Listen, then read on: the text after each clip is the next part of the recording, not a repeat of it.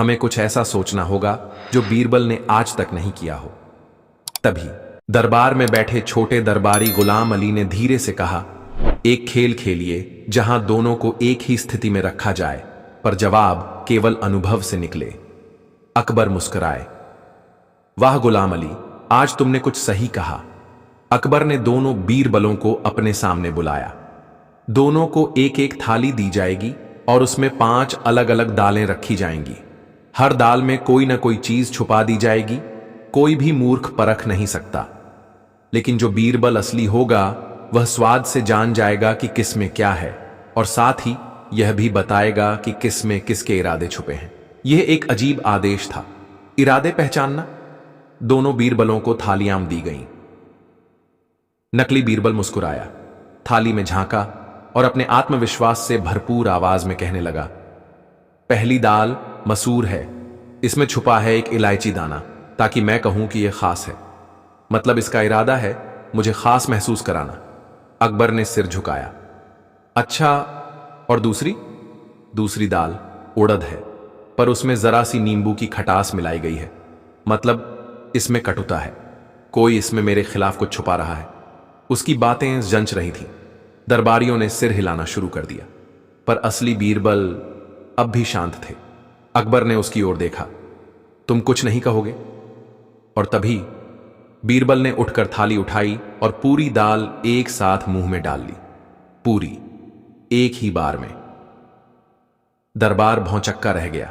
बीरबल ने मुस्कुराकर कहा, जहांपनाह, अगर हर दाल का इरादा निकालना हो तो भूख से नहीं, नीयत से देखना चाहिए। इन दालों में क्या है ये नहीं, इनमें क्या छुपा है ये जरूरी है। पहली दाल में इलायची है, जिसे आमतौर पर मिठाई में डाला जाता है, यानी इसमें किसी मीठे वचन की छाया है। इसका मतलब नकली बीरबल चाहता है कि आप मीठा सुने। दूसरी दाल में खटास है, नींबू। वह जानता है कि आप सच्चाई पसंद करते हैं, इसीलिए कुछ कड़वा मिलाया ताकि लगे कि यह सच्चा आदमी है। तीसरी दाल मूंग की है, पर उसमें तड़का नहीं है, यानी बात तो की गई है पर आत्मा नहीं है। नकली बीरबल के पास शब्द हैं पर भाव नहीं। चौथी दाल में जीरा है, जलने की गंध आती है, यानी यह जलन का प्रतीक है। यह आदमी किसी से जलता है, शायद मुझसे। और पांचवी दाल एकदम फीकी, मतलब नकली बीरबल अब थक चुका है, वह अब कुछ नहीं कहना चाहता। पूरे दरबार में सन्नाटा छा गया। नकली बीरबल की मुस्कान गायब हो चुकी थी। अकबर ने धीरे से पूछा, तुमने ये सब कैसे पहचाना? बीरबल ने मुस्कुराकर कहा, मैंने नहीं पहचाना जहांपनाह, मैंने बस इस नकली आदमी की कोशिशों को समझा।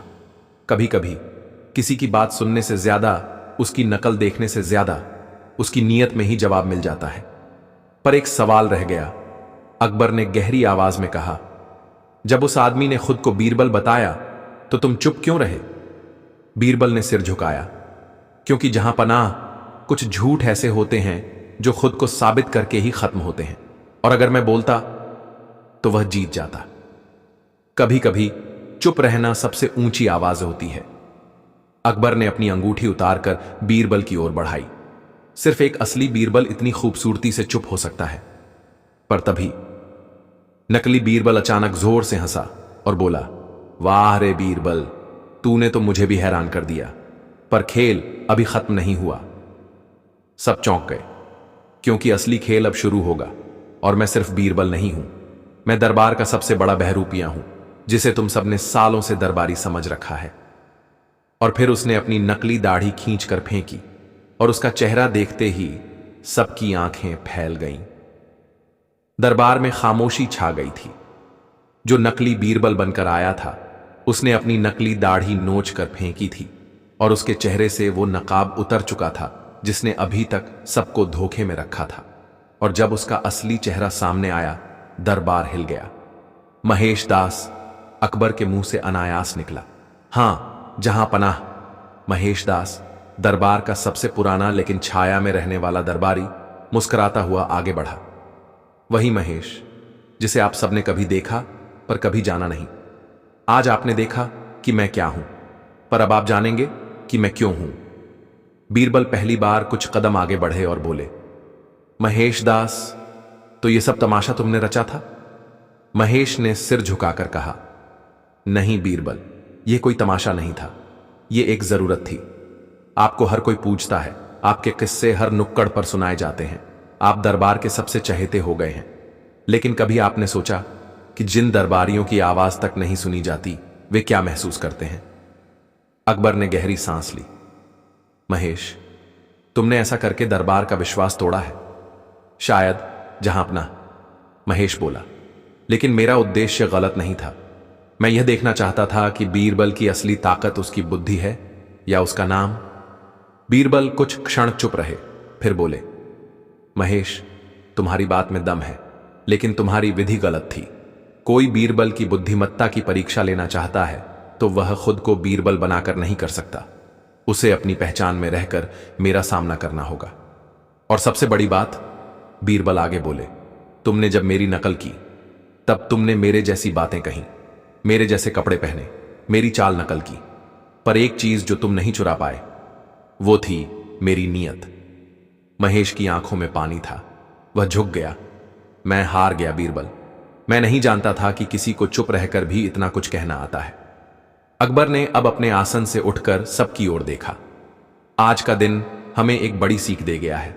हम अक्सर ऊंची आवाजों को ही सच मान लेते हैं, पर आज बीरबल ने साबित कर दिया कि सच्चाई कभी कभी सबसे शांत होती है। अकबर ने दरबार के सामने खड़े दोनों व्यक्तियों को देखा। एक बीरबल, जिनकी मुस्कान में दुनिया की सबसे भारी चतुराई थी, और दूसरा महेश, जिसकी आंखों में पछतावा था। महेश, अकबर बोले, तुमने जो किया वो अनुचित था, पर तुम्हारी बुद्धिमत्ता और हिम्मत को मैं नकार नहीं सकता। बीरबल तुम्हें माफ करें तो मैं भी करूंगा। बीरबल ने बिना देर किए कहा, जहां पनाह, जिसे सच्चाई का बोध हो जाए वह माफी के योग्य है, और महेश ने जो किया वह हमारे लिए एक दर्पण था। अकबर ने मुस्कुराकर कहा, तो आज से दरबार में एक नया पद होगा, बहरूपा परीक्षण मंत्री, और इस पद पर केवल एक ही आदमी बैठ सकता है, महेश दास। महेश ने आश्चर्य और कृतज्ञता के साथ हाथ जोड़े। बीरबल ने उसकी पीठ थपथपाई और कान में धीरे से कहा, बहरूपिया बनने में कोई बुराई नहीं, जब तक तुम अपने असली चेहरे को न भूलो। दरबार फिर हंसी और तालियों से गूंज उठा। महेश दास अपनी जगह चला गया और बीरबल ने अकबर के कान में फुसफुसाते हुए कहा, जहां अपनाह, अब अगली बार अगर कोई और बीरबल बनकर आ जाए तो मैं खामोश नहीं रहूंगा। अकबर मुस्कुराए, तो क्या करोगे? बीरबल ने आंख मारकर कहा, तब मैं अकबर बनकर जवाब दूंगा। दरबार एक बार फिर ठहाकों से भर गया, और यूं एक बहरूपिये की चाल, बीरबल की चुप्पी और अकबर की बुद्धिमत्ता से एक नई परंपरा शुरू हुई, जहां चुप्पी को भी आवाज मान लिया गया। समाप्त। अगली कहानी। एक हारवाला, माला बेचने वाला, ने बीरबल की चाल पर मोती डाल दिए। एक दिन की बात है, बादशाह अकबर का दरबार हमेशा की तरह ज्ञान, तर्क और चतुराई से भरा हुआ था। बीरबल अपनी किसी पुरानी जीत का किस्सा सुना रहे थे और दरबारी आधे मंत्र मुग्ध, आधे जलते हुए ताली बजा रहे थे। उसी समय महल के मुख्य द्वार पर एक अजनबी आया, कंधे पर झोली, सिर पर बंधी पुरानी रूमाल और हाथ में थाली जिसमें 10 रंग बिरंगे हार सजे हुए थे। वह मुस्कुराता हुआ कहता जा रहा था, हार देखिए, लेकिन ये सिर्फ गले के लिए नहीं, अखल के लिए भी हैं। दरबान ने उसे रोका, राजमहल कोई हाट नहीं, चल निकल। हार वाला बोला, मैं यहां हार बेचने नहीं, हाराने आया हूं, और वो भी बीरबल को। यह सुनते ही दरबान चौंका। बीरबल को कोई चुनौती दे, वो भी हार वाला? दरबान ने बात भीतर पहुंचाई। कुछ ही पलों में यह खबर पूरे दरबार में गूंजने लगी, कोई माला बेचने वाला आया है जो कहता है कि वह बीरबल को भी मात दे सकता है। अकबर को मजा आ गया। उन्होंने तुरंत आदेश दिया, उसे दरबार में लाया जाए, आज कुछ मनोरंजन हो जाए। अगले ही पल वह हार वाला अपनी झोली लेकर दरबार में हाजिर था। झोली में 10 अलग अलग रंगों की मालाएं थीं, सफेद, नीली, पीली, हरी।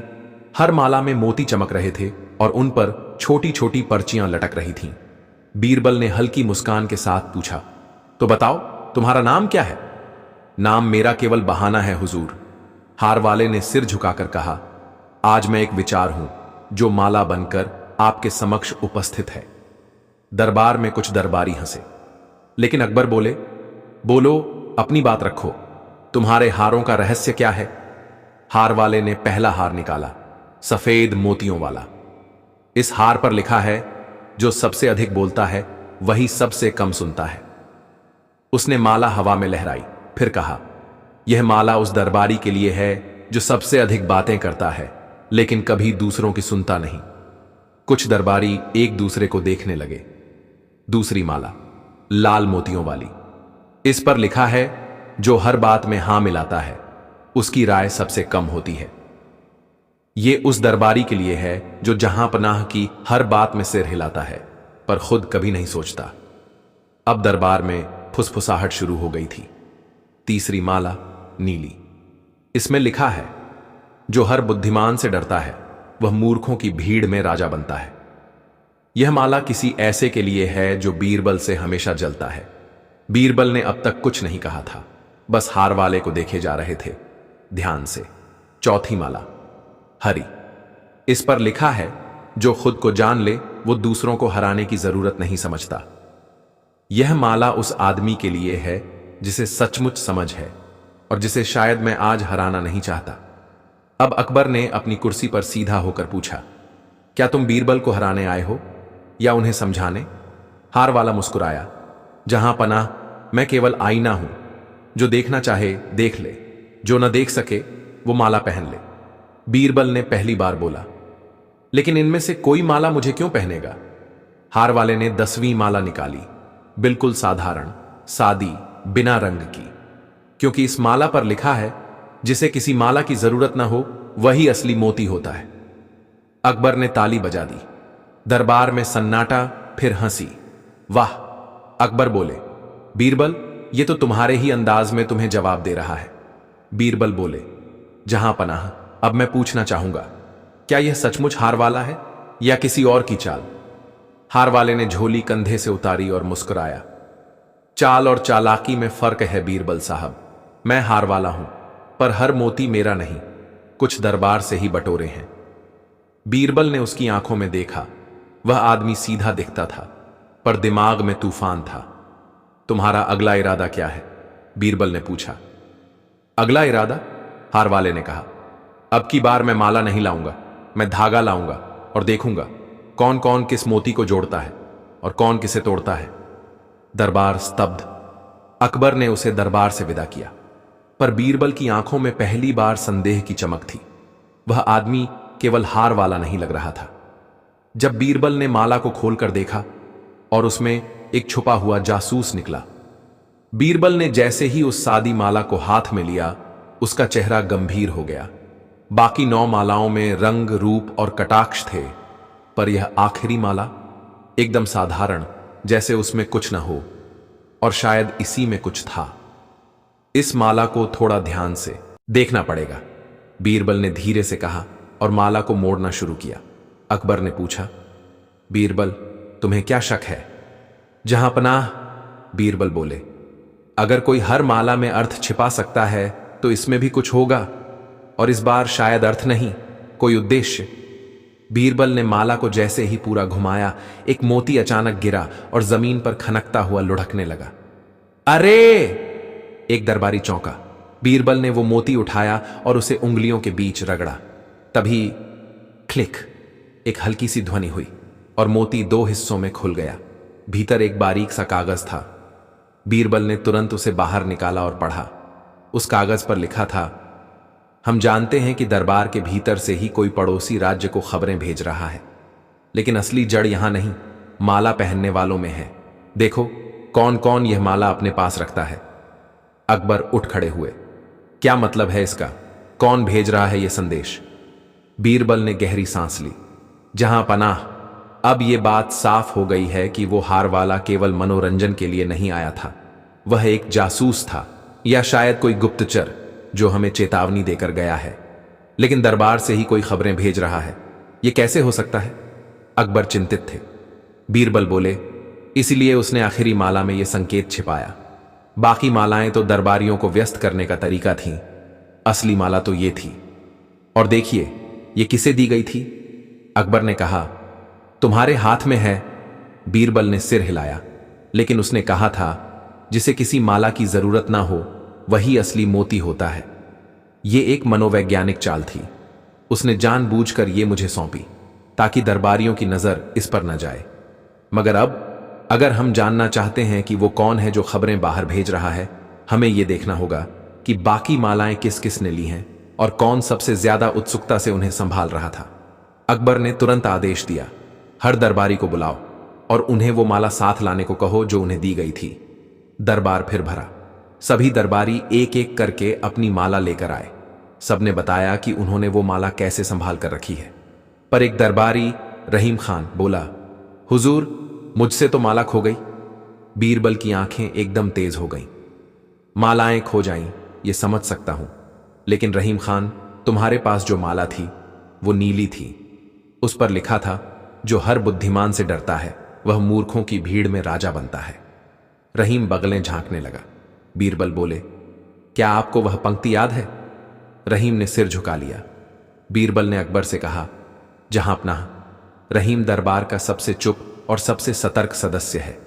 उसकी चुप्पी अब तक संदेह के घेरे में नहीं आई थी, लेकिन अब जब हार वाले ने इस संकेत को छिपाया है तब मामला कुछ और है। अकबर ने पूछा, क्या तुम्हारे पास कोई सबूत है? बीरबल ने फिर वही नीली माला उठाई।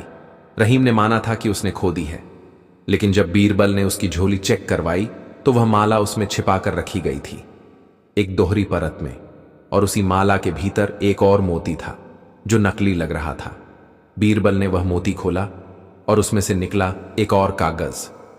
इस बार उस पर लिखा था, तुमने पहली माला देख ली, लेकिन जो इसे छिपाए, समझो वहीं से सब शुरू होता है। अकबर भड़क उठे। रहीम, ये क्या है? रहीम कांपता हुआ घुटनों पर गिर पड़ा। मुझे मजबूरी में ऐसा करना पड़ा हुजूर। मेरी बहन उस दुश्मन राज्य में फंसी है। उन्होंने कहा था अगर मैं जानकारी देता रहूं तो वे उसे जिंदा रखेंगे। बीरबल ने धीरे से अकबर की ओर देखा। जहां अपना, यह मामला दया का नहीं, निर्णय का है। अकबर ने गुस्से में कहा, ऐसे किसी को भी माफ नहीं किया जा सकता, पर उसकी बहन की मदद की जाएगी। रहीम को बंदी बना लिया गया और उस हार वाले के लिए खोज शुरू हुई जिसने बिना खंजर उठाए दरबार की परतें उधेड़ दी थीं। अकबर ने बीरबल से पूछा, तुम्हारे अनुसार वो कौन था? बीरबल ने मुस्कुराकर जवाब दिया, शायद वो कोई हार वाला नहीं, बल्कि मेरा ही कोई नया प्रतिबिंब था जो मुझे मेरी अगली परीक्षा देकर चला गया। समाप्त। अगली कहानी। 3 दरबारियों ने बीरबल को एक ही सवाल 3 अलग तरीकों से फंसाने की कोशिश की। एक दिन की बात है।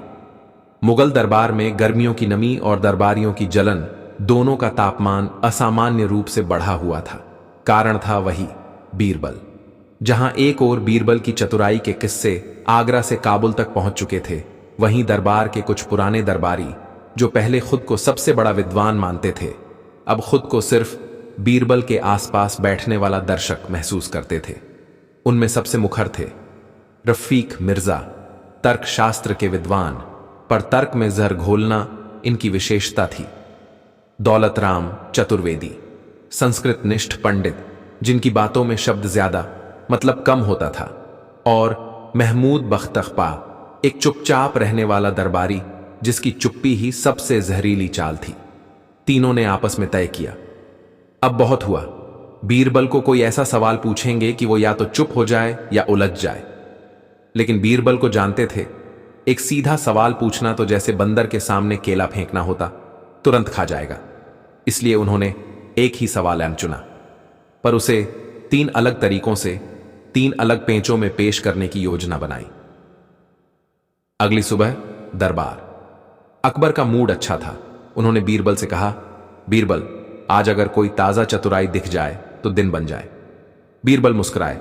जहां अपना, दरबारियों की जलन में अक्सर चतुराई खुद चलकर चली आती है। इतने में पहला वार हुआ। पहला प्रयास, रफीकत मिर्जा का चालाक तर्क।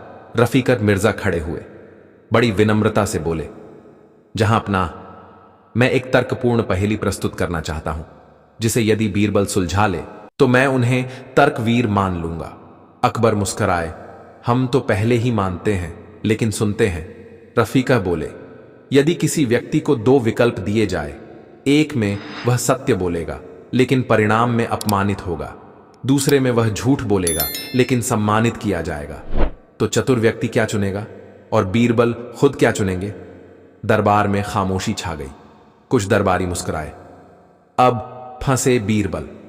बीरबल बिना हिले बोले, रफीक साहब, ये प्रश्न तर्क का नहीं, तराजू का है, जिसमें एक पलड़ा सम्मान का, दूसरा आत्मसम्मान का है।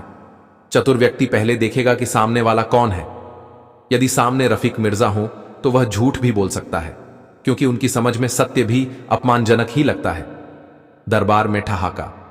बीरबल ने मुस्कुराकर जोड़ा, और जहां तक मेरा सवाल है, मैं वही चुनता हूं जिसमें कम बोलकर भी सामने वाला ज्यादा सोचने लगे। अकबर ने ताली बजाई। रफीक मिर्जा मूंछें ताव देकर बैठ गए, पर भीतर जल गए। अनडाब्डे दूसरा प्रयास।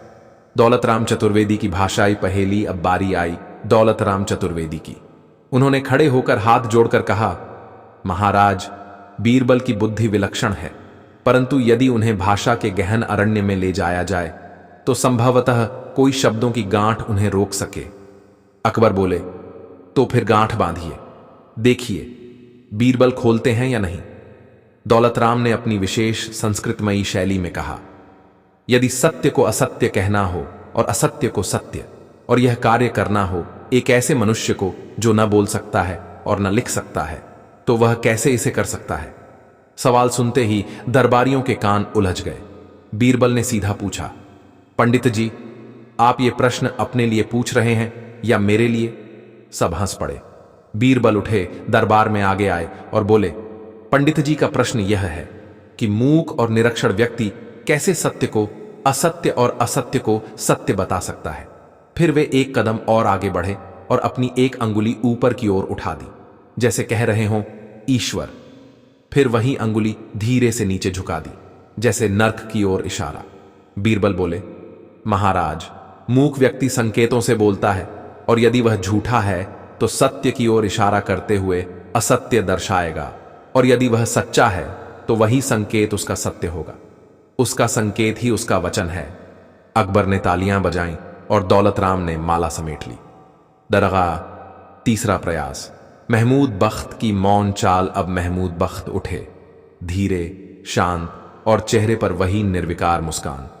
हुजूर, उन्होंने कहा, मैं कोई प्रश्न नहीं पूछूंगा, केवल बीरबल से कहूंगा कि अगर वे सच में सबसे चतुर हैं तो मेरा प्रश्न बिना पूछे ही समझ जाए और उत्तर भी दे दें। अकबर बोले, बीरबल, यह तो असंभव शर्त है। बीरबल बोले, जहां पनाह असंभव वही होता है जो समझने की कोशिश न की जाए। फिर बीरबल महमूद की ओर बढ़े। उन्होंने उसकी आंखों में देखा। महमूद ने आंखें नहीं झपकाईं। बीरबल अचानक बोले, महमूद बख्त का प्रश्न यह है, यदि मैं स्वयं कुछ न कहूं तो भी क्या बीरबल मुझे हराने का कोई मार्ग निकाल सकते हैं? और उत्तर है, मैं पहले ही जीत चुका, क्योंकि तुमने अपनी चुप्पी से स्वीकार कर लिया कि मेरी प्रतिक्रिया तुम्हारे प्रश्न से भी बड़ी है। दरबार फिर गूंज उठा। महमूद का चेहरा पीला पड़ गया। बीरबल ने उसकी चुप्पी में छिपी चुनौती को पढ़ लिया था। अंडरना। अचानक मोड़ तीनों दरबारी एक कोने में मिले। तीनों अब बेचैन थे। रफीकन मिर्जा फुसफुसाया, हम तीनों मिलकर भी बीरबल को नहीं हरा पाए। दौलत राम बोले, पर क्या आपने ध्यान दिया, बीरबल आज कुछ जल्दी जल्दी उत्तर दे रहे थे? महमूद बख्त ने धीरे से कहा, हां, जैसे उन्हें पहले से सवालों का अंदाजा हो। तीनों की आंखें मिली और अचानक एक सवाल उनके मन में एक साथ आया, क्या बीरबल को हमारी योजना पहले से पता थी? तभी बीरबल दरबार से उठते हुए मुस्कुराए और पीछे मुड़कर बोले, तीन चालें एक साथ चलना बुद्धिमत्ता नहीं होती, वो तो एक ही चाल को तीन टुकड़ों में बांटने जैसा होता है, और जब टुकड़े सामने हों उन्हें पहचानना मुश्किल नहीं होता। तीनों दरबारी अब सिर्फ एक बात सोच रहे थे, क्या बीरबल ने केवल जवाब दिए या हमें जानबूझकर एक नई चाल में फंसा दिया? जब बीरबल ने तीनों दरबारियों से पूछा, अब तुम ही बताओ मैं कौन सा उत्तर पहले से जानता था। अगले दिन का दरबार अपेक्षाकृत शांत था, लेकिन वह दरबारी सन्नाटा था जो तूफान से पहले की शांति जैसी होती है। रफीकत मिर्जा, दौलत राम चतुर्वेदी और महमूद बख्त, तीनों की पेशानियों पर चिंता की सिलवटें ऐसी थीं जैसे किसी किताब पर बासी अचार गिरा हो। अकबर ने सुबह की चाय, माफ कीजिए, सुबह की शाही नजर दरबार पर डाली और मुस्कुराकर बीरबल से पूछा, बीरबल, आज दरबार इतना शांत क्यों है? तीनों विद्वान तो ऐसे बैठे हैं जैसे किसी ने उनकी किताबों के अक्षर चुरा लिए हों। बीरबल ने धीमी आवाज में कहा, हुजूर, कभी कभी सोचने का बोझ बोलने की शक्ति छीन लेता है, और तीनों दरबारी अभी उसी बोझ के नीचे दबे हैं। अकबर को मजा आया। उन्होंने तुरंत कहा, तो फिर बोझ हटाइए बीरबल, और बताइए कि आपने कल कैसे अनुमान लगाया कि कौन सा सवाल किसने पूछना है। बीरबल ने मुस्कुराकर दरबारियों की ओर देखा और कहा, मगर क्यों ना आज मैं कुछ ना कहूं। आज जवाब मैं नहीं दूंगा, बल्कि ये तीनों देंगे। अब तीनों चौंके। बीरबल बोले, मैं सिर्फ एक सवाल पूछूंगा। तीनों में से किसका प्रश्न मैंने पहले से जान लिया था, और यह भी आप तीनों को मिलकर तय करना है, सच्चाई से। अकबर चौकन्ने हो गए। मजेदार, चलिए देखते हैं कैसे ये खुद को काटते हैं। दरबारियों की आपसी जिरह शुरू। तीनों दरबारी एक कोने में इकट्ठा हुए, जैसे परीक्षा के पहले केमिस्ट्री की रट लगाने वाले छात्र। रफीकट मिर्जा, मैं तो तर्कशास्त्री हूं, मेरा प्रश्न सबसे जटिल था। बीरबल ने तुरंत उत्तर कैसे दिया। दौलतराम चतुर्वेदी, मित्र, तुम्हारा प्रश्न जटिल था, लेकिन जवाब में उन्होंने मेरी संस्कृत पहेली को तो ऐसे तोड़ा जैसे किसी बच्चे ने गोटियों से खेलते खेलते किया हो। महमूद बख्त, धीरे से, तुम दोनों की तो कम से कम जुबान चली थी। मैं तो कुछ बोला भी नहीं, फिर भी उन्होंने मेरा सवाल समझ लिया। क्या यह साधारण बात है? अब तीनों की आंखें आपस में मिली और उन्हें समझ आया। बीरबल को महमूद का सवाल पहले से पता था। दरबार में घोषणा। तीनों दरबारी फिर से अकबर के सामने आए। रफीकट ने आगे बढ़कर कहा, जहां पनाह, हमने आपसी विचार विमर्श के बाद नतीजा निकाला है। अकबर ने मुस्कुराकर पूछा, तो कौन है वो अभागा जिसकी चाल बीरबल पहले ही पढ़ चुके थे? दौलतराम बोला, महमूद बख्त। बीरबल ने मुस्कुराकर ताली बजाई और जैसे किसी गुप्त संकेत से एक सेनापति की तरह कुछ योजनाएं उजागर हो गईं। बीरबल का रहस्योद्घाटन। बीरबल धीरे धीरे खड़े हुए और बोले, अब चूंकि तीनों ने सच स्वीकार लिया है, तो मैं भी आज सच्चाई की पूरी किताब खोल देता हूं। सबका ध्यान उनके चेहरे पर टिक गया। बीरबल ने आगे कहा, पिछले सप्ताह जब तीनों विद्वान दरबार से बाहर एक गुप्त बैठक में मिले थे, तो मुझे एक फकीर के वेश में वहां भेजा गया था। उसी वेश में मैंने उनकी पूरी योजना सुनी। तीनों दरबारी हक्के बक्के रह गए। मैं जानता था कि तीनों एक ही सवाल को अलग अलग रूप में पूछेंगे, इसलिए मैंने उत्तर नहीं बनाए। मैंने उत्तरों को रूप दिए, हर उत्तर अपने सवाल के स्वभाव के अनुरूप। फिर उन्होंने एक एक कर तीनों की ओर इशारा करते हुए कहा, रफीकट के लिए मैंने तर्क से खेला, दौलतराम के लिए शब्दों से मोती पिरोए, महमूद के लिए मौन से संवाद किया। अकबर बोले, मगर बीरबल, महमूद का उत्तर पहले से क्यों चुना? बीरबल ने उत्तर दिया, क्योंकि सच्चा शत्रु वो नहीं जो सामने आता है, बल्कि वो होता है जो चुपचाप पीछे बैठा रहता है, और महमूद की चुप्पी सबसे खतरनाक थी। बीरबल की अंतिम चाल। बीरबल ने तीनों से कहा, आप लोगों ने मुझे एक ही सवाल में 3 बार फंसाने की कोशिश की। अब मेरी बारी है। मैं भी आप तीनों से एक ही सवाल पूछूंगा, लेकिन एक साथ। तीनों चौंके, पर डर भी गया। बीरबल बोले, यदि कोई व्यक्ति अपनी पूरी समझदारी लगाकर चालाकी से किसी को गिराने की योजना बनाए और फिर अंत में खुद उसी योजना में फंस जाए, तो क्या वह मूर्ख कहलाएगा या चतुर? तीनों चुप। बीरबल ने कहा, चुप क्यों है? उत्तर दीजिए। रफीक मिर्जा ने सिर झुकाया। ऐसा व्यक्ति मूर्ख ही कहलाएगा। बीरबल ने हंसकर कहा, तो फिर मैं आपको चतुर मान लेता हूं, क्योंकि आपने मूर्खता को पहचान लिया है। दरबार ठहाकों से गूंज उठा। अकबर का न्याय। अकबर ने तीनों की ओर देखा, बोले, बीरबल ने न केवल चालें पहचानी, बल्कि बिना अपमान किए शिक्षा भी दी। ऐसे विद्वान को हर दरबार में होना चाहिए। फिर तीनों दरबारियों की ओर इशारा करते हुए बोले, तुम तीनों को अब 1 महीने के लिए चुपचाप बैठने की सजा दी जाती है, ताकि बीरबल की तरह मौन से संवाद करना सीख सको। फिर उन्होंने बीरबल की ओर देखकर कहा, और बीरबल, आज से तुम्हारा नया नाम जवाबी सिपह सालार रखा जाता है। अंत में बीरबल ने झुककर कहा, जहां पनाह, आज सिर्फ जवाब नहीं दिया, बल्कि उन सवालों को खत्म किया जिनसे दरबार बढ़ता है। अकबर ने मुस्कुराकर कहा, और आपने दरबारियों को एक ही सवाल से जोड़ दिया। बीरबल कब चुप रहेगा? बीरबल बोले, जहां वो सवाल खत्म हो जाए वहां से मेरी चुप्पी शुरू होती है। अगली कहानी। एक दिन की बात है। अकबर बादशाह दरबार में नई पोशाक पहने बड़ी शान से दाखिल हुए। उनकी चाल में वो आत्मविश्वास था जो किसी को ताज तो पहनाता है लेकिन उतारना नहीं सिखाता। बीरबल ने उन्हें देखा और मुस्कुरा दिए। अकबर ने पूछा, बीरबल क्यों मुस्कुरा रहे हो? बीरबल बोले, हुजूर, आपने नई पोशाक पहन रखी है और दरबारियों की आंखों में चमक कुछ ज्यादा ही दिख रही है। मुझे लग रहा है कोई बड़ा झूठ दरबार में तैर रहा है। अकबर को हंसी आ गई। झूठ? कौन झूठ बोल रहा है? बीरबल ने शरारती अंदाज में कहा, अभी नहीं बताया जाएगा, पहले मैं खुद सबसे बड़ा झूठ बोलूंगा और वह इतना सच्चा लगेगा कि हर दरबारी उसे सच मान लेगा। फिर मैं बताऊंगा कि सबसे बड़ा झूठ किसने बोला। अकबर ने उंगली से इशारा किया।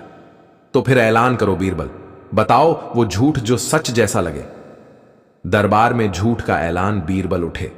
दरबार में सन्नाटा पसर गया। उन्होंने दृढ़ स्वर में कहा, मुझे एक बार जंगल में एक बगुले ने रोककर कहा, बीरबल, अकबर बादशाह को कहिए दरबार अब मेरी बारी है चलाने की। मैंने पूछा, क्यों? तो वह बोला, क्योंकि मैं दिन में खड़ा रहता हूं, रात में भी खड़ा रहता हूं और बिना कुछ खाए बस पानी में ताकता हूं। क्या मैं अकबर से कम हूं? मैंने जवाब दिया, अरे बगुले महाराज, आप तो हमसे भी महान निकले। और फिर मैं उसे शाही आमंत्रण दे आया। पूरा दरबार ठहाकों से गूंज उठा, मगर कुछ दरबारी गंभीर हो गए। महमूद बख्त बोला, यह बात तो सोचने लायक है। बगुला निस्वार्थ जीवन जीता है, न खजाने की इच्छा न सत्ता की। हो सकता है बीरबल कुछ कह गए हों। दौलत राम चतुर्वेदी चुपचाप पंखे की डंडी पर नजर गड़ाए बैठा था, जैसे शब्दों के बीच का अर्थ ढूंढ रहा हो। रफीकट मिर्जा ने धीरे से कहा, कभी कभी झूठ भी बड़ा संदेश देता है। बीरबल मुस्कुराए, और यही तो मेरा कहना था कि मैं झूठ बोलूंगा और सब उसे सच मान लेंगे। दरबार में झूठ की प्रतिस्पर्धा।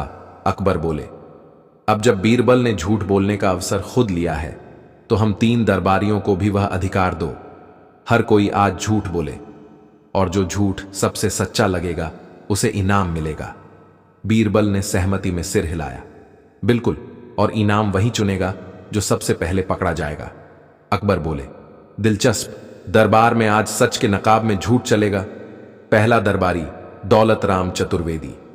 दौलत राम उठा और बोला, एक बार मैं हिमालय पर तपस्या कर रहा था। वहां एक पिंजरे में एक देवता बंद थे। उन्होंने मुझे वरदान दिया, दौलत राम, तू बोलेगा तो आकाश में बिजली चमकेगी। और फिर मैं जब जब बोलता, बादल गड़गड़ाते और लोग समझते तूफान आ गया। बीरबल ने मुस्कुराकर पूछा, फिर मैंने चुप रहना शुरू कर दिया और तभी से पृथ्वी पर शांति बनी रही है। अकबर हंसते हुए बोले, शांति आई नहीं, चुपचाप छिप गई होगी। दूसरा दरबारी महमूद बख्त। अब महमूद खड़ा हुआ। उसकी आवाज गंभीर थी। मैंने एक बार चांद से बात की।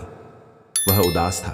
बोला, लोग मुझे देखकर प्रेम करते हैं पर कोई मेरी अकेलापन नहीं देखता। मैंने उसे समझाया, तू रात का शहजादा है। उसने उत्तर दिया, मगर मैं हमेशा आधा रहता हूं।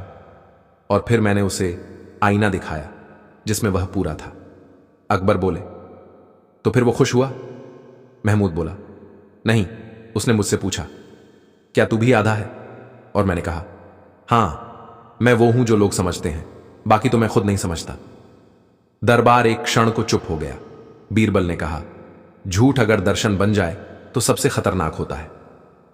तीसरा दरबारी रफीकन मिर्जा रफीका खड़ा हुआ और हंसते हुए बोला, मैंने एक बार एक गाय को शतरंज खेलते देखा। वह राजा की चाल चली और हाथी को मात दे दी। बीरबल बोले, फिर तो उस गाय को दरबार में बुलाना चाहिए था। रफीकट हंसा, मैंने बुलाया भी, लेकिन वह बोली, मैं अब राजनीति में आ गई हूं। दरबारियों की हंसी रोकी नहीं रुकी। बीरबल ने तुरंत कहा, तो दरबार में अब गायें भी मंत्री होंगी? चलिए, अच्छा है, कम से कम घास की समझ तो लाएंगी।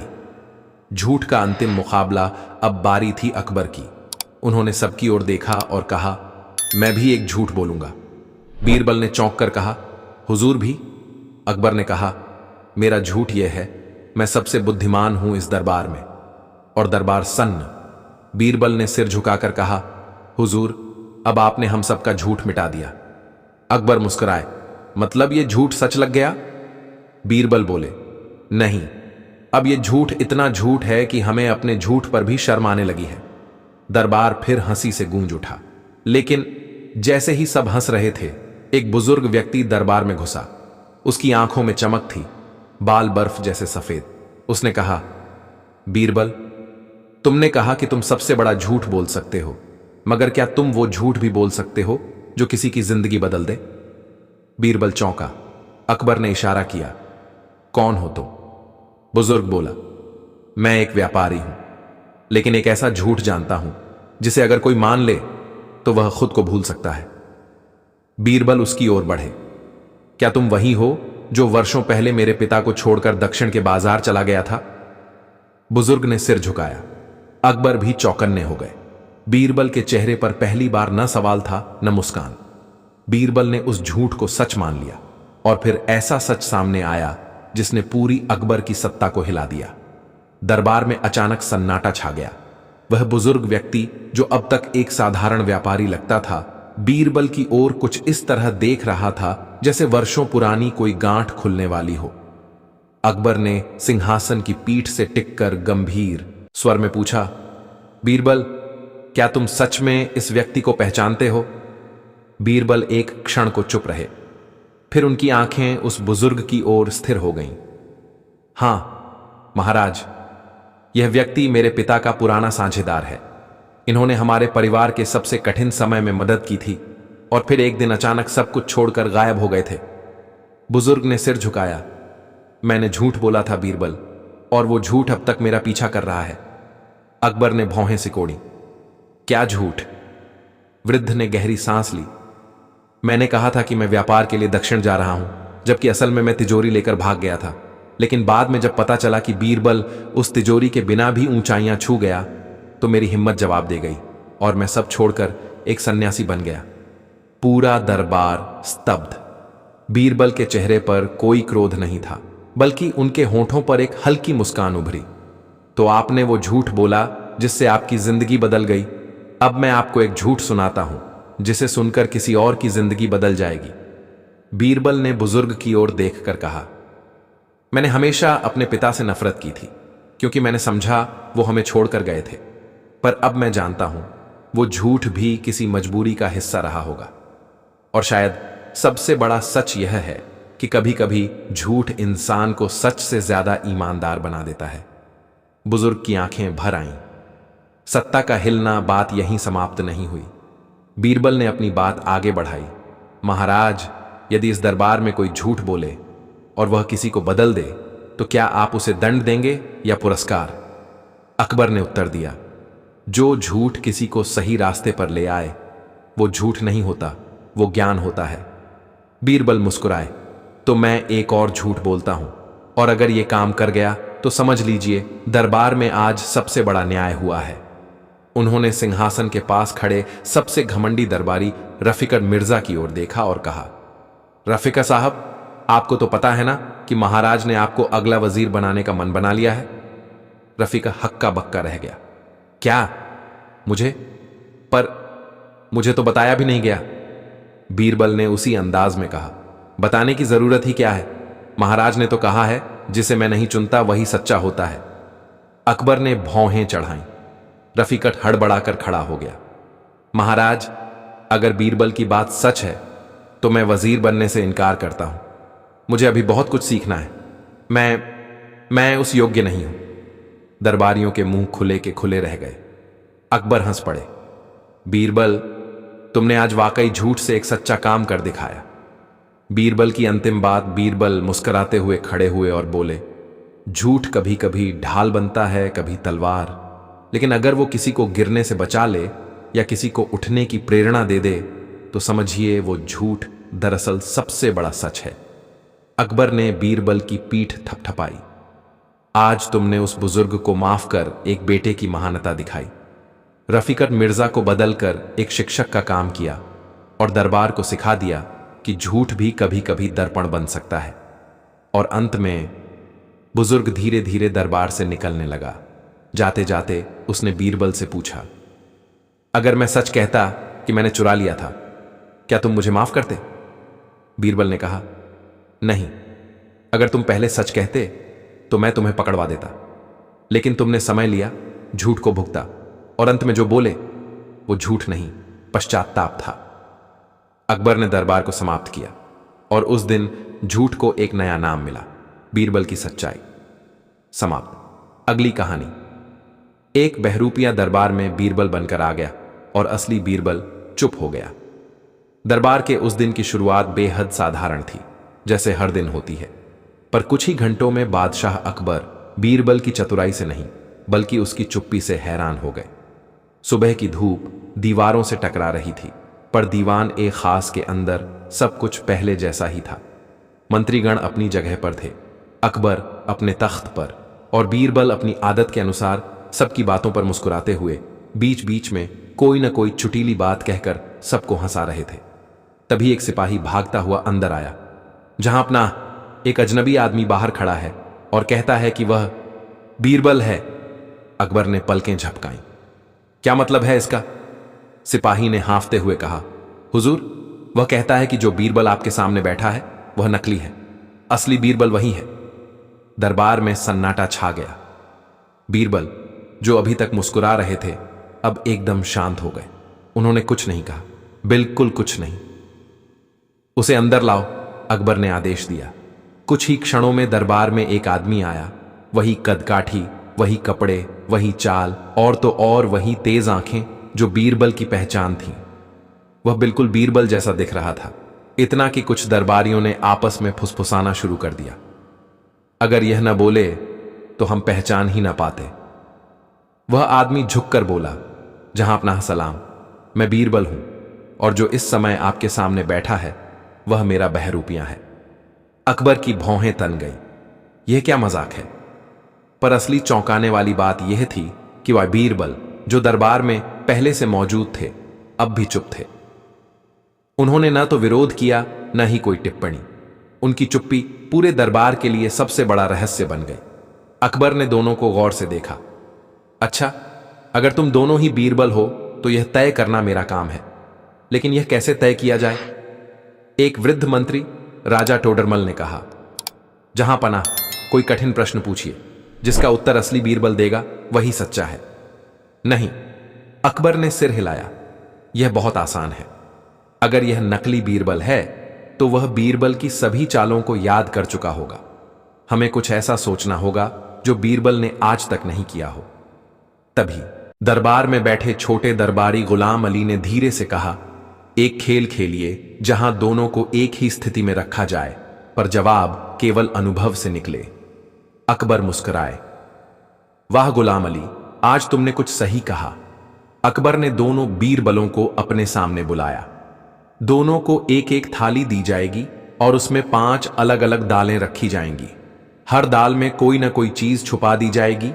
कोई भी मूर्ख परख नहीं सकता, लेकिन जो बीरबल असली होगा वह स्वाद से जान जाएगा कि किस में क्या है, और साथ ही यह भी बताएगा कि किस में किसके इरादे छुपे हैं। यह एक अजीब आदेश था, इरादे पहचानना। दोनों बीरबलों को थालियां दी गईं। नकली बीरबल मुस्कुराया, थाली में झांका और अपने आत्मविश्वास से भरपूर आवाज में कहने लगा, पहली दाल मसूर है। इसमें छुपा है एक इलायची दाना, ताकि मैं कहूं कि यह खास है। मतलब इसका इरादा है मुझे खास महसूस कराना। अकबर ने सिर झुकाया।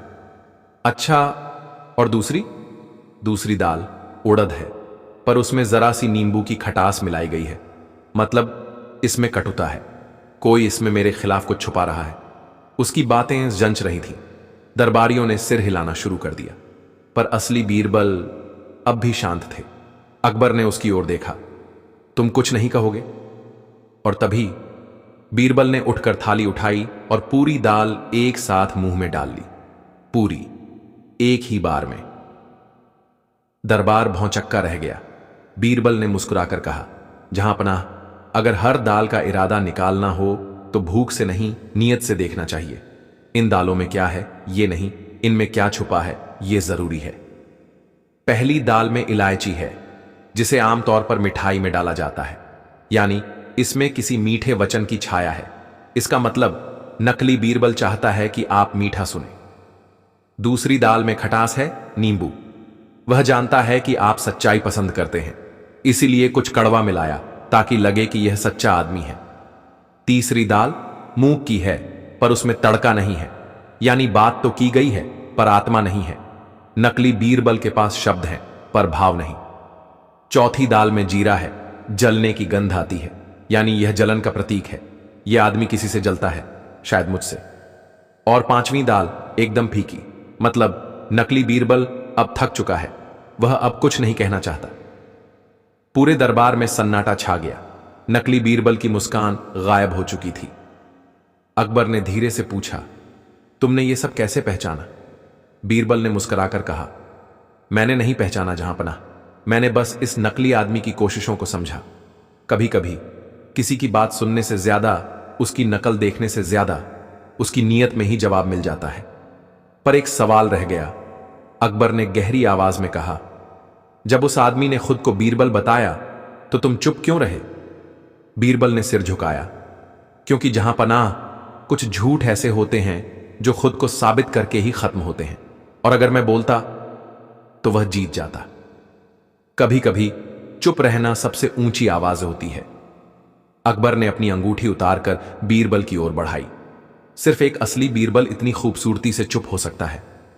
पर तभी नकली बीरबल अचानक जोर से हंसा और बोला, वाह रे बीरबल, तूने तो मुझे भी हैरान कर दिया, पर खेल अभी खत्म नहीं हुआ। सब चौंक गए, क्योंकि असली खेल अब शुरू होगा।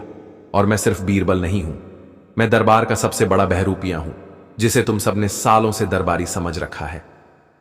और फिर उसने अपनी नकली दाढ़ी खींचकर फेंकी, और उसका चेहरा देखते ही सबकी आंखें फैल गईं। दरबार में खामोशी छा गई थी। जो नकली बीरबल बनकर आया था, उसने अपनी नकली दाढ़ी नोच कर फेंकी थी, और उसके चेहरे से वो नकाब उतर चुका था जिसने अभी तक सबको धोखे में रखा था। और जब उसका असली चेहरा सामने आया, दरबार हिल गया। महेश दास अकबर के मुंह से अनायास निकला। हां, जहांपनाह। महेश दास, दरबार का सबसे पुराना लेकिन छाया में रहने वाला दरबारी, मुस्कुराता हुआ आगे बढ़ा। वही महेश जिसे आप सबने कभी देखा पर कभी जाना नहीं। आज आपने देखा कि मैं क्या हूं, पर अब आप जानेंगे कि मैं क्यों हूं। बीरबल पहली बार कुछ कदम आगे बढ़े और बोले, महेश दास, तो ये सब तमाशा तुमने रचा था? महेश ने सिर झुकाकर कहा, नहीं बीरबल, यह कोई तमाशा नहीं था, यह एक जरूरत थी। आपको हर कोई पूछता है, आपके किस्से हर नुक्कड़ पर सुनाए जाते हैं, आप दरबार के सबसे चहेते हो गए हैं, लेकिन कभी आपने सोचा कि जिन दरबारियों की आवाज तक नहीं सुनी जाती, वे क्या महसूस करते हैं? अकबर ने गहरी सांस ली। महेश, तुमने ऐसा करके दरबार का विश्वास तोड़ा है। शायद जहांपनाह, महेश बोला, लेकिन मेरा उद्देश्य गलत नहीं था। मैं यह देखना चाहता था कि बीरबल की असली ताकत उसकी बुद्धि है या उसका नाम। बीरबल कुछ क्षण चुप रहे, फिर बोले, महेश, तुम्हारी बात में दम है, लेकिन तुम्हारी विधि गलत थी। कोई बीरबल की बुद्धिमत्ता की परीक्षा लेना चाहता है तो वह खुद को बीरबल बनाकर नहीं कर सकता। उसे अपनी पहचान में रहकर मेरा सामना करना होगा। और सबसे बड़ी बात, बीरबल आगे बोले, तुमने जब मेरी नकल की, तब तुमने मेरे जैसी बातें कहीं, मेरे जैसे कपड़े पहने, मेरी चाल नकल की। पर एक चीज जो तुम नहीं चुरा पाए, वो थी मेरी नीयत। महेश की आंखों में पानी था। वह झुक गया। मैं हार गया बीरबल। मैं नहीं जानता था कि किसी को चुप रहकर भी इतना कुछ कहना आता है। अकबर ने अब अपने आसन से उठकर सबकी ओर देखा। आज का दिन हमें एक बड़ी सीख दे गया है। हम अक्सर ऊंची आवाजों को ही सच मान लेते हैं, पर आज बीरबल ने साबित कर दिया कि सच्चाई कभी कभी सबसे शांत होती है। अकबर ने दरबार के सामने खड़े दोनों व्यक्तियों को देखा। एक बीरबल, जिनकी मुस्कान में दुनिया की सबसे भारी चतुराई थी, और दूसरा महेश, जिसकी आंखों में पछतावा था। महेश, अकबर बोले, तुमने जो किया वो अनुचित था, पर तुम्हारी बुद्धिमत्ता और हिम्मत को मैं नकार नहीं सकता। बीरबल तुम्हें माफ करें तो मैं भी करूंगा। बीरबल ने बिना देर किए कहा, जहांपनाह, जिसे सच्चाई का बोध हो जाए वह माफी के योग्य है, और महेश ने जो किया वह हमारे लिए एक दर्पण था। अकबर ने मुस्कुराकर कहा, तो आज से दरबार में एक नया पद होगा, बहरूपा परीक्षण मंत्री। और इस पद पर केवल एक ही आदमी बैठ सकता है, महेश दास। महेश ने आश्चर्य और कृतज्ञता के साथ हाथ जोड़े। बीरबल ने उसकी पीठ थपथपाई और कान में धीरे से कहा, बहरूपिया बनने में कोई बुराई नहीं, जब तक तुम अपने असली चेहरे को न भूलो। दरबार फिर हंसी और तालियों से गूंज उठा। महेश दास अपनी जगह चला गया और बीरबल ने अकबर के कान में फुसफुसाते हुए कहा, जहां अपनाह, अब अगली बार अगर कोई और बीरबल बनकर आ जाए तो मैं खामोश नहीं रहूंगा। अकबर मुस्कुराए। तो क्या करोगे? बीरबल ने आंख मारकर कहा, तब मैं अकबर बनकर जवाब दूंगा। दरबार एक बार फिर ठहाकों से भर गया और यूं एक बहरूपिये की चाल, बीरबल की चुप्पी और अकबर की बुद्धिमत्ता से एक नई परंपरा शुरू हुई, जहां चुप्पी को भी आवाज मान लिया गया। समाप्त। अगली कहानी। एक हारवाला, माला बेचने वाला, ने बीरबल की चाल पर मोती डाल दिए। एक दिन की बात है। बादशाह अकबर का दरबार हमेशा की तरह ज्ञान, तर्क और चतुराई से भरा हुआ था। बीरबल अपनी किसी पुरानी जीत का किस्सा सुना रहे थे और दरबारी आधे मंत्र मुग्ध, आधे जलते हुए ताली बजा रहे थे। उसी समय महल के मुख्य द्वार पर एक अजनबी आया। कंधे पर झोली, सिर पर बंधी पुरानी रूमाल और हाथ में थाली जिसमें 10 रंग बिरंगे हार सजे हुए थे। वह मुस्कुराता हुआ कहता जा रहा था, हार देखिए, लेकिन ये सिर्फ गले के लिए नहीं, अकल के लिए भी हैं। दरबान ने उसे रोका। राजमहल कोई हाट नहीं, चल निकल। हार वाला बोला, मैं यहां हार बेचने नहीं, हाराने आया हूं, और वो भी बीरबल को। यह सुनते ही दरबान चौंका। बीरबल को कोई चुनौती दे, वो भी हार वाला? दरबान ने बात भीतर पहुंचाई। कुछ ही पलों में यह खबर पूरे दरबार में गूंजने लगी। कोई माला बेचने वाला आया है जो कहता है कि वह बीरबल को भी मात दे सकता है। अकबर को मजा आ गया। उन्होंने तुरंत आदेश दिया, उसे दरबार में लाया जाए, आज कुछ मनोरंजन हो जाए। अगले ही पल वह हार वाला अपनी झोली लेकर दरबार में हाजिर था। झोली में 10 अलग अलग रंगों की मालाएं थीं, सफेद, नीली, पीली, हरी। हर माला में मोती चमक रहे थे और उन पर छोटी छोटी पर्चियां लटक रही थीं। बीरबल ने हल्की मुस्कान के साथ पूछा, तो बताओ, तुम्हारा नाम क्या है? नाम मेरा केवल बहाना है हुजूर। हार वाले ने सिर झुकाकर कहा, आज मैं एक विचार हूं जो माला बनकर आपके समक्ष उपस्थित है। दरबार में कुछ दरबारी हंसे, लेकिन अकबर बोले, बोलो, अपनी बात रखो, तुम्हारे हारों का रहस्य क्या है? हार वाले ने पहला हार निकाला, सफेद मोतियों वाला। इस हार पर लिखा है, जो सबसे अधिक बोलता है वही सबसे कम सुनता है। उसने माला हवा में लहराई, फिर कहा, यह माला उस दरबारी के लिए है जो सबसे अधिक बातें करता है लेकिन कभी दूसरों की सुनता नहीं। कुछ दरबारी एक दूसरे को देखने लगे। दूसरी माला, लाल मोतियों वाली। इस पर लिखा है, जो हर बात में हां मिलाता है उसकी राय सबसे कम होती है। यह उस दरबारी के लिए है जो जहां पनाह की हर बात में सिर हिलाता है पर खुद कभी नहीं सोचता। अब दरबार में फुसफुसाहट शुरू हो गई थी। तीसरी माला, नीली। इसमें लिखा है, जो हर बुद्धिमान से डरता है वह मूर्खों की भीड़ में राजा बनता है। यह माला किसी ऐसे के लिए है जो बीरबल से हमेशा जलता है। बीरबल ने अब तक कुछ नहीं कहा था, बस हार वाले को देखे जा रहे थे ध्यान से। चौथी माला, हरी। इस पर लिखा है, जो खुद को जान ले वो दूसरों को हराने की जरूरत नहीं समझता। यह माला उस आदमी के लिए है जिसे सचमुच समझ है और जिसे शायद मैं आज हराना नहीं चाहता। अब अकबर ने अपनी कुर्सी पर सीधा होकर पूछा, क्या तुम बीरबल को हराने आए हो या उन्हें समझाने? हार वाला मुस्कुराया, जहां पनाह, मैं केवल आईना हूं, जो देखना चाहे देख ले, जो न देख सके वो माला पहन ले। बीरबल ने पहली बार बोला, लेकिन इनमें से कोई माला मुझे क्यों पहनेगा? हार वाले ने 10वीं माला निकाली, बिल्कुल साधारण, सादी, बिना रंग की, क्योंकि इस माला पर लिखा है, जिसे किसी माला की जरूरत ना हो वही असली मोती होता है। अकबर ने ताली बजा दी। दरबार में सन्नाटा, फिर हंसी। वाह! अकबर बोले, बीरबल, ये तो तुम्हारे ही अंदाज में तुम्हें जवाब दे रहा है। बीरबल बोले, जहां पनाह, अब मैं पूछना चाहूंगा, क्या यह सचमुच हार वाला है या किसी और की चाल? हार वाले ने झोली कंधे से उतारी और मुस्कुराया। चाल और चालाकी में फर्क है बीरबल साहब। मैं हार वाला हूं, पर हर मोती मेरा नहीं, कुछ दरबार से ही बटोरे हैं। बीरबल ने उसकी आंखों में देखा। वह आदमी सीधा दिखता था, पर दिमाग में तूफान था। तुम्हारा अगला इरादा क्या है? बीरबल ने पूछा। अगला इरादा? हार वाले ने कहा। अब की बार मैं माला नहीं लाऊंगा, मैं धागा लाऊंगा और देखूंगा कौन कौन किस मोती को जोड़ता है और कौन किसे तोड़ता है। दरबार स्तब्ध। अकबर ने उसे दरबार से विदा किया, पर बीरबल की आंखों में पहली बार संदेह की चमक थी। वह आदमी केवल हार वाला नहीं लग रहा था। जब बीरबल ने माला को खोलकर देखा और उसमें एक छुपा हुआ जासूस निकला। बीरबल ने जैसे ही उस सादी माला को हाथ में लिया, उसका चेहरा गंभीर हो गया। बाकी 9 मालाओं में रंग, रूप और कटाक्ष थे, पर यह आखिरी माला एकदम साधारण